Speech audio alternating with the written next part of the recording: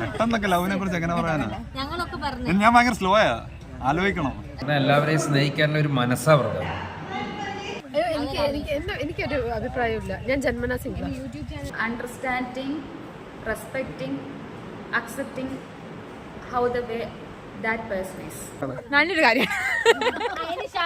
You mean romantic love or love in general? Anything. Love means mutual respect and respecting each other's personal space and boundaries. അശ്വിനോട്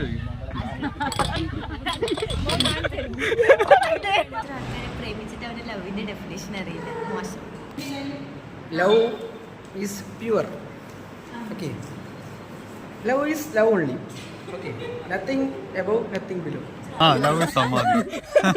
അതെ, ചുടുകാട്ടിൽ സമാധി. പ്രേമ ചിത്തവൃത്തി നിരോധനം.